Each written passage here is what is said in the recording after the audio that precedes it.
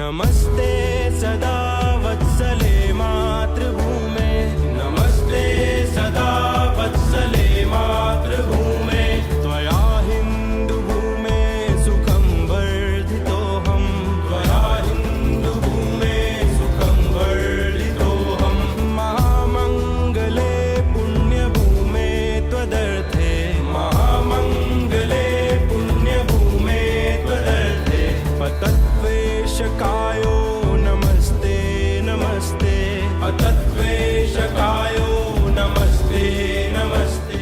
निर्बंधा बंधा रहे, बंधा निर्बंधा हो, कर्म करे करता नहीं, दास कहाए होय। हिन्दुराष्ट्राङ्गभूता इमे सादरं त्वां नमामो वयम्।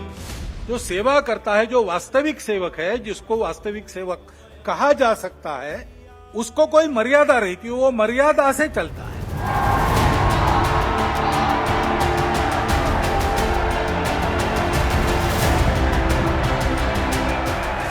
काम करते सब लोग हैं, लेकिन कार्य करते समय मर्यादा का पालन करते हुए उसको करना, वो मर्यादा ही अपना धर्म है, वो मर्यादा ही अपनी संस्कृति है। उस मर्यादा का पालन करके जो चलता है वो कर्म करता है, लेकिन कर्मों में लिप्त नहीं होता, उसमें अहंकार नहीं आता कि मैंने किया, और वही सेवक कहलाने का अधिकारी रहता है।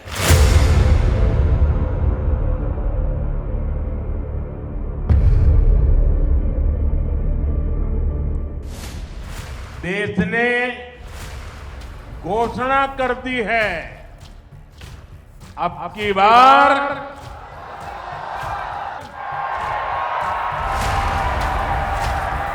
ये जो अहंकार है मोदी और शाह जी का, उनको खत्म कर दिया है। इसलिए प्रभु का न्याय बड़ा विचित्र नहीं है, बड़ा सत्य है। इसलिए जिस पार्टी ने भक्ति की, अहंकार आया, उसको 241 पर रोक दिया, पर सबसे बड़ी बात मेरे मन में आया कि अपना विचार क्या है, संघ कैसे चलता है।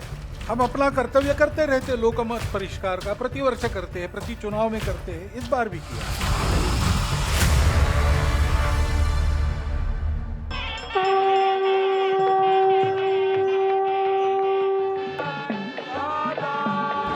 आज हमने सुना कि इस प्राण प्रतिष्ठा महोत्सव में पधारने के पूर्व प्रधानमंत्री जी ने कठोर व्रत रखा। जितना कठोर व्रत रखने को कहा था, उससे कई गुना अधिक कठोर व्रताचरण उन्होंने किया। मेरे पुराना उनसे परिचय है, मैं जानता हूं वो तपस्वी है ही। प्रधानमंत्री जी ने तप किया, अब हमको भी तप करना है।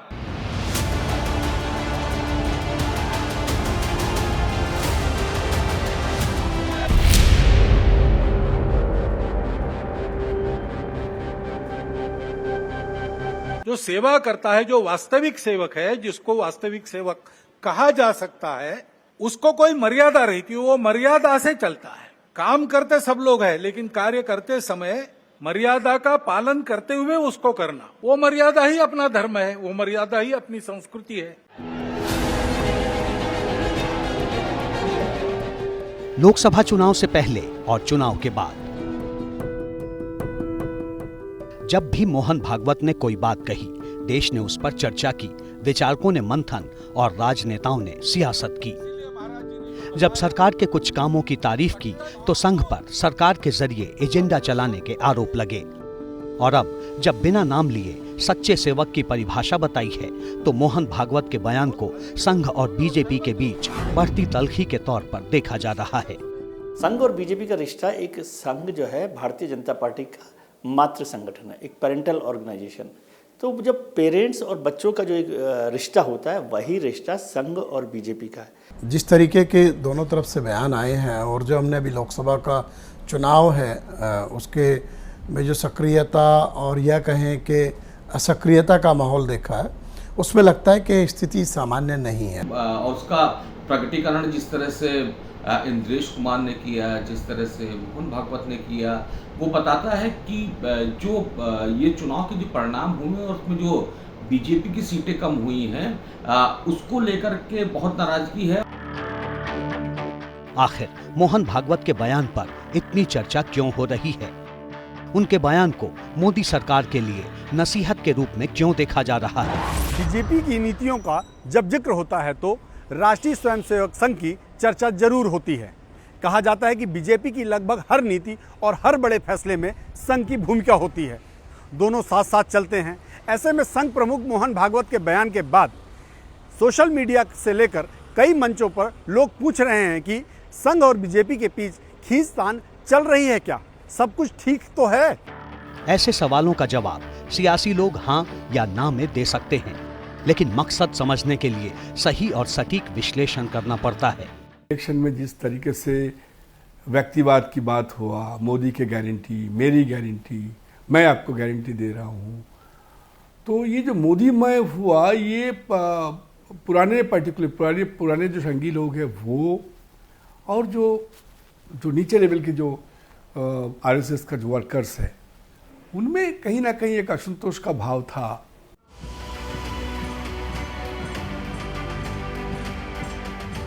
10 जून को आरएसएस चीफ मोहन भागवत ने नागपुर में संघ के कार्यकर्ता विकास वर्ग समारोह के समापन के मौके पर अपने भाषण में 10 ऐसे शब्दों का इस्तेमाल किया जिनके इर्द गिर्द देश में बहस चल रही है। मर्यादा, सच्चा सेवक, अहंकार, दुष्प्रचार, सत्य, असत्य, बंटवारा, विचार, विकास और शांति। इन शब्दों के जरिए आरएसएस चीफ ने बिना नाम लिए 5 बड़ी बातें कही। उन्होंने सबसे पहले सच्चे सेवक की मर्यादा बताई और अहंकार से दूर रहने की नसीहत दी। मर्यादा का पालन करके जो चलता है वो कर्म करता है, लेकिन कर्मों में लिप्त नहीं होता, उसमें अहंकार नहीं आता कि मैंने किया, और वही सेवक कहलाने का अधिकारी रहता है। मोदी की गारंटी मतलब गारंटी पूरा होने की भी गारंटी। मैं नरेंद्र दामोदर दास मोदी। सबके मन में एक ही सवाल है कि शपथ ग्रहण के तुरंत बाद संघ प्रमुख ने ऐसा भाषण क्यों दिया? राजनीति के जानकार मान रहे हैं कि इन्हीं शब्दों को आधार बनाकर संघ प्रमुख मोहन भागवत ने नई सरकार को आईना दिखाया है। यहाँ खास बात ये भी है कि संघ प्रमुख ने जो कहा, ठीक वही बात बीजेपी के बारे में देश का विपक्ष भी कह रहा है। भागवत और विपक्ष के बयानों में अहंकार शब्द कॉमन है। धीरे धीरे अहंकार आ गया। अहंकार की वजह से हुई भाजपा में अहंकार आ गया। ये जो अहंकार है, सरसंघचालक मोहनराव भागवत जी ने भी यही बात कही कि लोक सेवक को अहंकार नहीं होना चाहिए। लेकिन 10 साल में हमने देखा इस देश में सिर्फ अहंकार ही अहंकार है। अहंकार है, ईर्ष्या है, बदले की राजनीति है, मिसयूज ऑफ पावर है, और ये सब बीजेपी की मातृ संस्था आरएसएस देखता रह गया। संघ की यदि विचारधारा को देखें, संघ के कामकाज के तरीकों को देखें, तो आपको आमतौर पर पता ही नहीं चलेगा कि संघ क्या काम कर रहा है। तो वहाँ यही भूमिका रहती है कि आपको सिर्फ काम करना है, और जो काम कर रहे हैं उसका क्रेडिट, उसका श्रेय भी नहीं लेना है, क्योंकि जैसे ही आप क्रेडिट लेते हैं तो अहंकार होता है।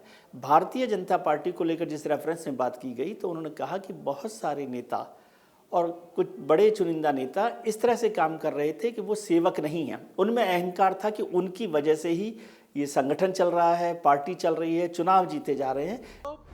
मोहन भागवत के बयान को सरकार के लिए नसीहत इसलिए भी कहा जा रहा है क्योंकि मोहन भागवत ने भी उसी मुद्दे को उठाया जिसको लेकर के विपक्ष पिछले 1 साल से मोदी सरकार को घेर रहा है, और वो मुद्दा है मणिपुर हिंसा का। हिंदुस्तान की सेना मणिपुर में एक दिन में शांति ला सकती है। चुनाव से पहले विपक्ष मणिपुर के मुद्दे पर ही अविश्वास प्रस्ताव लाया था। तब सरकार ने मणिपुर पर अपने स्टैंड को सही बताया था, लेकिन मोहन भागवत कह रहे हैं कि मणिपुर अभी तक जल रहा है।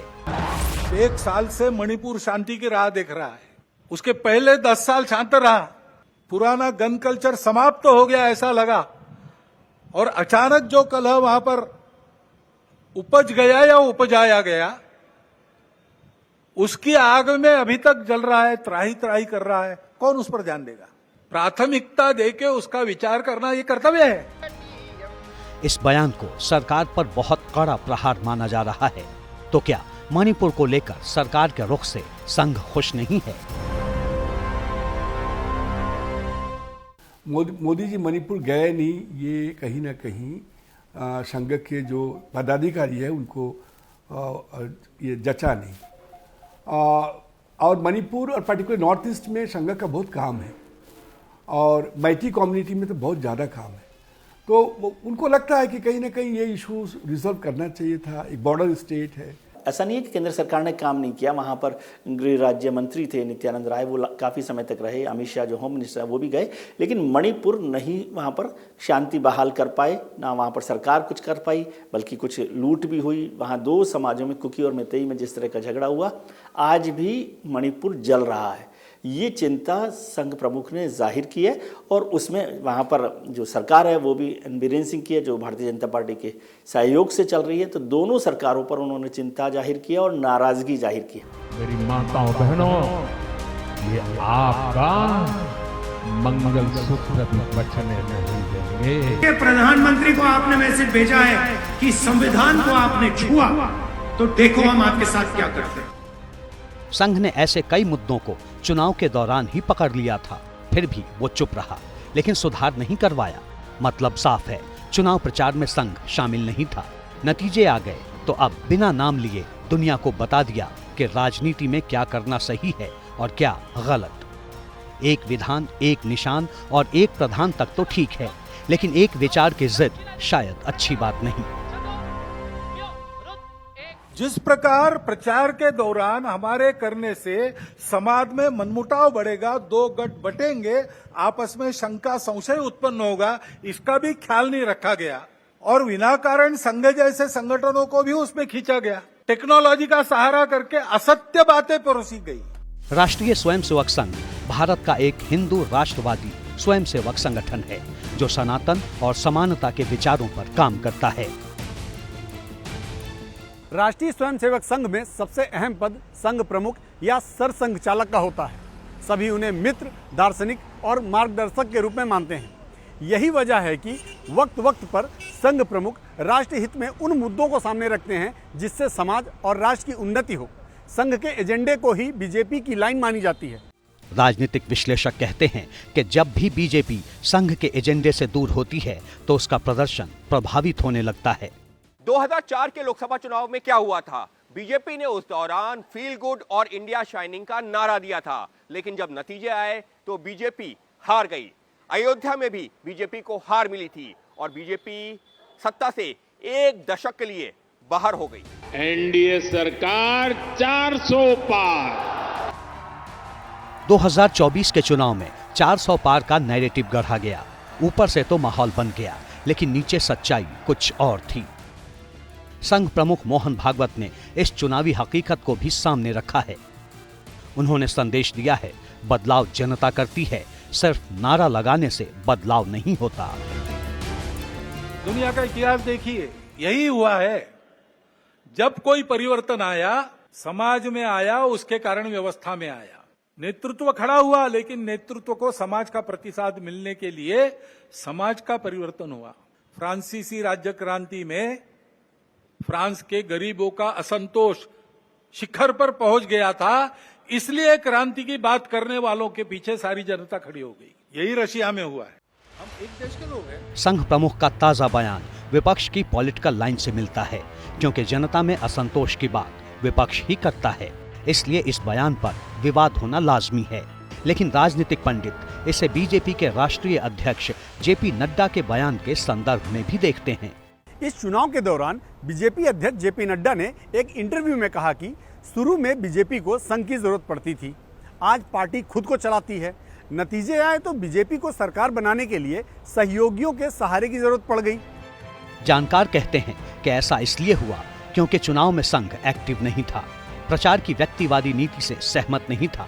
तो क्या संघ इसे भी बीजेपी की कमजोरी का कारण मानता है? जो संघ प्रमुख ने कहा उसमें इस सवाल का जवाब भी है। जो नड्डा साहब का बयान है उसका जवाब भी वहाँ पर दिया गया है। लेकिन संघ प्रमुख की चिंता खासतौर से चुनाव नतीजों को लेकर, चुनाव के दौरान जो व्यवहार किया गया वो भी, और पिछले 10 साल में भारतीय जनता पार्टी के नेताओं में जिस कदर अहंकार बढ़ा, जिस तरह से पूरे व्यक्तिवादी राजनीति को चलाया गया, केवल एक ही नाम के साथ सब कुछ किया गया, उम्मीदवारों, संगठन और सब चीज़ें पीछे छूट गई, वो बड़ी नाराजगी है। मुझको लगता नहीं कि जेपी नड्डा इसके लिए सक्षम थे, और अगर उन्होंने बिना चूक के कहा है तो जाहिर है कि इसके पीछे जो बड़े नेता हैं उनका समर्थन रहा होगा। तो ये जाहिर सी बात है कि तनाव देने वाली थी संघ को भी, और जो परिणाम आए वो अपेक्षित परिणाम निश्चित रूप से नहीं थे। बीजेपी और संघ की दूरियां कैसे बढ़ रही हैं, इसे एक और नजरिए से समझना जरूरी है। 2014 में बीजेपी के 66 मंत्रियों में से 41 संघ के बैकग्राउंड से थे। 2019 में 53 में से 38 मंत्रियों का संघ से रिश्ता रहा। लेकिन इस बार बनी मोदी 3.0 सरकार में बीजेपी के 60 मंत्रियों में से सिर्फ 21 ऐसे हैं जो राष्ट्रीय स्वयंसेवक संघ से जुड़े रहे हैं। यानी बीते 10 सालों में आरएसएस बैकग्राउंड वाले 20 मंत्री घट गए।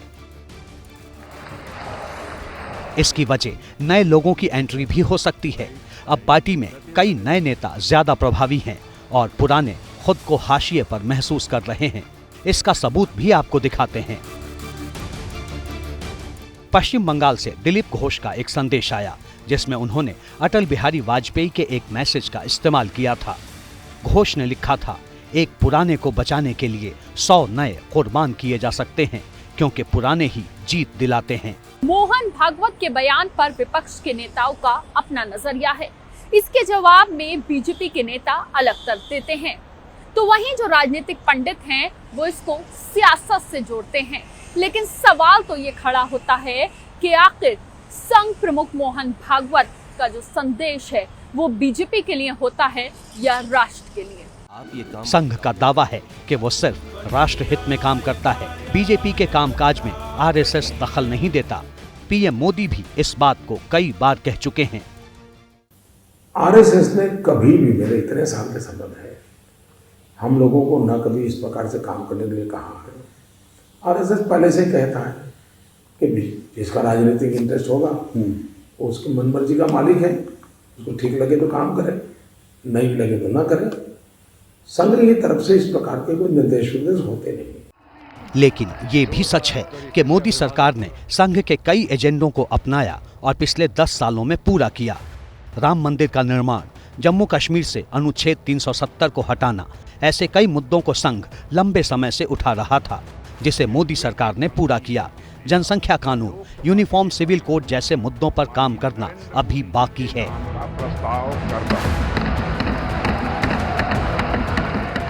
सीए और एनआरसी की बात आई, वो भी कहीं ना कहीं एक सहमति है किस तरीके से उसके ऊपर काम करना चाहिए। लेकिन क्योंकि जो उनके ऊपर काम होगा वो सरकारी नियमों, कानूनों और व्यवस्थाओं के जरिए होगा, इसलिए सरकार उस तरह से काम करती है और संघ जो है उनको अपनी एक तरीके से सहमति देता है। देखिए, काशी मथुरा सहित जनसंख्या नियंत्रण और भी कई प्रमुख मुद्दे हैं जो कि संघ को अभी सामने देख रहे हैं कि जिसको पूरा किया जाना चाहिए। लेकिन मुझे लगता है कि संघ को अभी एक नाराजगी जरूर होगी बीजेपी से, क्योंकि संघ चाहता था कि जो शिक्षा व्यवस्था है वो दुरुस्त हो, वो भारतीय संस्कृति के अनुसार हो। संघ से जुड़े परिवार में जन्मे मोहन भागवत 74 साल के हैं। दादा नाना साहेब संघ के संस्थापक हेडगेवार के सहयोगी थे। पिता मधुकर राव प्रचारक थे और मां मालती आरएसएस की महिला शाखा की सदस्य थीं। मोहन भागवत खुद युवा अवस्था में ही संघ से जुड़ गए। पशु चिकित्सक के रूप में कुछ समय काम करने के बाद नौकरी छोड़ दी और आरएसएस के प्रचारक बन गए।